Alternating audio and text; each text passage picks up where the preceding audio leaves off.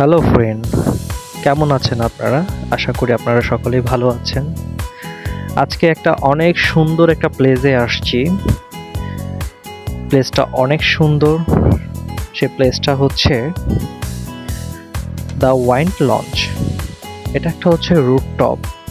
So আজকে এই রুফটপটার সম্পর্কে আপনাকে বলবো এই ভিডিওতে, এবং সব কিছু এক্সপ্লোর করব। সো তার আগে বলে রাখি, আমার এই ইউটিউব চ্যানেলকে অবশ্যই আপনারা সাবস্ক্রাইব করবেন এবং কি বেল আইকনের বোতামটা ক্লিক করে রাখবেন এবং লাইক এবং কমেন্ট শেয়ার করবেন। তো চলে যাচ্ছে মূল ভিডিওতে। আজকে যে আমরা রুফটপটায় আসছি সেটা হচ্ছে খুবই অবাক করা বিষয়, যে আমার ভালো লেগেছে। সেটা হচ্ছে একেবারে রামপুরার মধ্যে, Dhaka centre point, Rampura TV সেন্টারের অপোজিট পাশেই এই রুফটপটা আছে। রুফটপটার এতটা সুন্দর যেটা বলার বাইরে।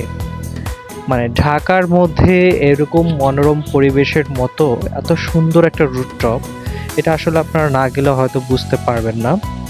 সো আমরা বেসিকলি দুপুরের টাইমটায় গিয়েছিলাম, আমরা রাত পর্যন্ত ছিলাম, বাট সন্ধ্যার পরে ভিউটা একেবারে অনেক অস্থির মতো হয়ে থাকে। আপনারা যদি কেউ ডে লং ট্যুরের জন্য যান, বা আপনারা যদি কোথাও সারাদিনের জন্য, বা আপনাদের কাপল প্রিয় মানুষের সাথে যদি আপনারা একটা সময় কাটাতে চান, আমি মনে করি এই প্লেসটা হচ্ছে সবচেয়ে সুন্দর একটা রুফটপ।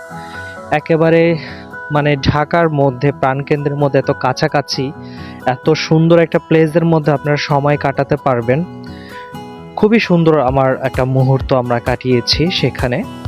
তো দেখতেই পাচ্ছেন এখানে হচ্ছে আপনার চারপাশে হচ্ছে একটা গ্রিনের একটা পরিবেশ আছে, গাছপালা দিয়ে সাজানো, ডেকোরেট করা। এবং কি আমি দেখানোর চেষ্টা করব, দেখেন এই যে রামপুরার যে ব্রিজটা, সে ব্রিজটা ওই আফতাবনগর টোটালি এখান থেকে দেখা যাচ্ছে। এবং কি এখান থেকে আপনার গুলশানের যে লেক, সে লেগও পর্যন্ত, সে ভিউটাও পর্যন্ত দেখা যাচ্ছে। ওই যে ভিউটা দেখা যাচ্ছে গুলশানের লেগের যে পানিটা। সো এটা এতটাই উঁচাতে যে এখান থেকে সকল ভিউটা দেখা যায়, এবং এত সুন্দর, এত ভালো লাগে আকাশটাকে আসলে দেখে। খুবই মনটা শান্ত হয়ে যায় দেখে আসলে। তো আমরা অনেক লং টাইমের জন্যই ছিলাম সেখানে, সন্ধ্যা পর্যন্ত, রাত পর্যন্ত ছিলাম। তো সন্ধ্যার পরে হচ্ছে লাইটগুলো জ্বালিয়ে দেওয়া হয়, এবং লাইটগুলো অনেক সুন্দর একটা মোমেন্ট দিয়ে থাকে। সো আপনারা সকলেই ভালো থাকবেন। আমার এই ভিডিওটাকে অবশ্যই লাইক, কমেন্ট, শেয়ার করে দেবেন। ভালো থাকবেন।